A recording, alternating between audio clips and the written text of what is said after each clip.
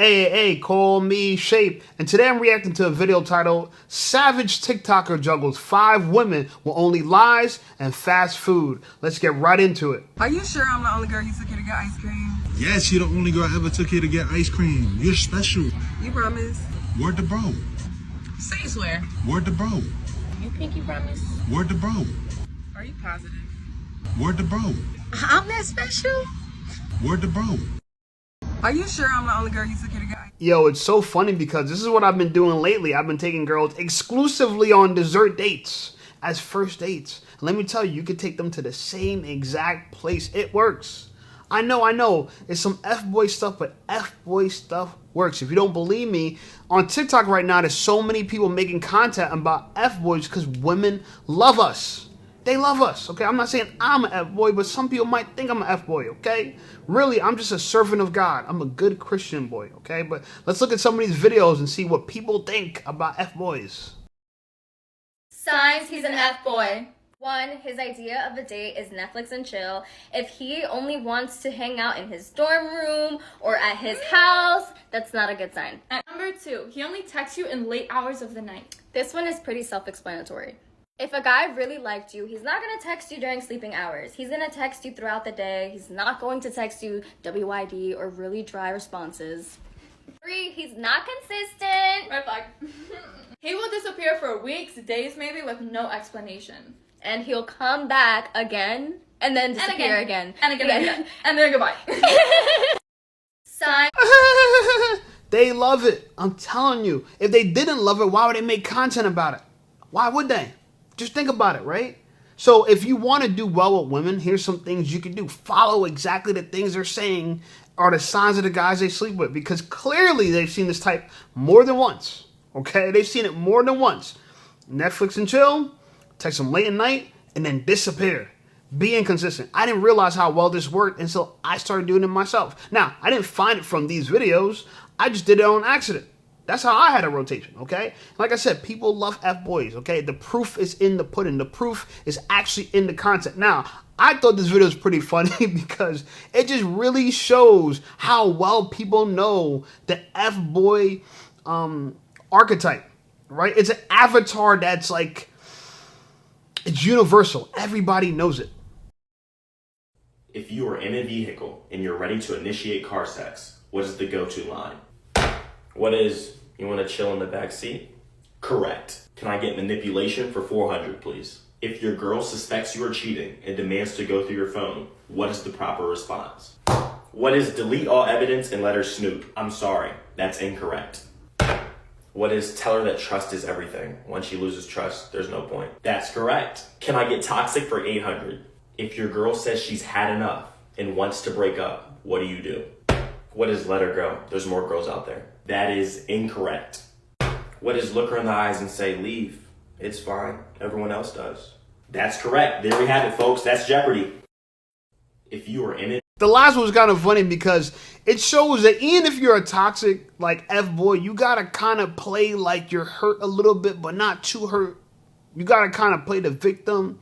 You got to have a soft spot, but then you got to be just savage. You know what I'm saying? Like, so juggle it. Guys, juggle it. Look, I'm not giving you this as advice. Do this. If you're going to do this, okay, this is on your own. Okay, you're not following me. I thought these videos was funny. That's why I responded to them. Okay, that's why I'm reacting to them. Anyway, here's an interesting take. Okay, this girl, she's playing several characters, and this is like what women go through when they're dealing with F-boy. They have their council of friends telling them, okay, this is what you should do. Like, a lot of guys don't realize that when you text a girl, she's in a text thread with her friends trying to figure out what do you mean. So always be wary that when you text a girl or when you speak with a girl in written text or even things that you say on the phone, understand your conversation will be aired in front of an audience. So watch what you say. Ladies, I feel like this kid says one thing but means another. I'm just confused. Oh yeah, it's my time to shine, ladies. Who the fuck are you? I am your boy translator. Oh. Go ahead, give me a sentence. I'll translate it. Okay, so I asked him if we were hanging out tonight, and he said he'll let me know, but when is he gonna let me know? Aw, yeah, all right, so check it. He got his main plans, right? And then he got his backup plans, and then he got a second set of backup plans, and if all of that falls through, then he finna let you know. Yeah. You may as well just go to sleep now. Yeah. I don't think that's true. Okay, so I asked him what we were, and he said, what do you mean we're having fun? Right. All right, so check it. He finna ghost you in like 2 weeks. Yeah, I knew that one. I knew that was coming. Okay, well, he also went into explicit detail on how he was gonna give me the greatest night of my life and leave my legs shaking. Right. So he finna last like 4 minutes total. Ain't no type of foreplay involved. Yeah, hella disappointing. Say you fucking swear. Ladies, I feel like this kid says... You know what's funny about this? And by the way, this girl got a body on her. She's wearing different, like, outfits, but her body's crazy. Oh, my God. And she don't really do a good DMX impression. I'm just saying. It's kind of... It's like women think they're funny. They're not that funny, okay? But she pointed out some things that's so interesting to me because it kind of proves that women all deal with F-boys. They all know it. Doesn't matter what race... Doesn't matter what age, they all deal with it. So why do they deal with it? Because it stimulates them. It's mentally stimulating. Okay, there's some psychology behind this.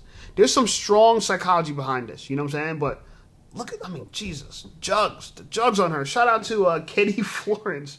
Jesus. Okay? Golly. Anyway, like I said, a lot of these girls deal with these type of boys. And so this expert, she goes into great detail about what an F-boy is and why they're so addictive to women. Guys, I need you to pay attention to this because if you are going to follow these narcissistic, dark triad traits of an F-boy, you need to pay attention to what this lady's about to say. Why are people so addicted to boys? And so there's this really interesting research from the psychologist B.F. Skinner, and it's a study with pigeons. So for the first pigeon, the pigeon is in a little cage with a lever. Every time that the pigeon presses the lever, food comes out. That's pigeon number 1. Then there's pigeon number 2. They're also in a cage with a lever. In the beginning, every time that they press the lever, food comes out. Okay, so now they're the same. But then the first pigeon, it stays the same. They press the lever, food comes out. And this is called the continuous reward schedule. The second pigeon, over time, the schedule changes. Sometimes when they press the lever, food comes out. Sometimes when they press it, it doesn't come out. Maybe it might take them 5 or 20 times of pressing it for the food to come out. And that's called the partial reward schedule. So with the first pigeon, once they turn off the food, the pigeon will press it a few more times, see there's no more food, and stop pressing it. The second pigeon, once they turn off the food, it will literally keep pressing the lever until it collapses from fatigue. And that's because the partial reward schedule is so addictive. That's also how slot machines work. That's how gambling works. Sometimes I get what I want and sometimes I don't, so I want to keep trying and I want to keep trying. And that's what's happening with fuckboys. So fuckboys give you attention in the beginning, right? You get what you want, they seem interested in you, you go out. Then they start pulling back. They're hot and cold. Sometimes they're interested, sometimes they're not. And you become addicted to that partial reward schedule. Well, this time when I press the lever, will you text me back or not? And it feels really exciting. And so securely attached partners are the levers in the first one, where their interest in you and their love in you is continuous. And that's what we should go after, because that's what a healthy relationship is. But people get so addicted to the boys and to the partial reward schedule that they're trapped in this cycle. And so our brains are really develop in this way where when we don't know if we'll get what we want or not, it's really exciting. But that's not what's aligned with long-term relationship success. Why? What's so interesting about this is another thing I discovered on accident.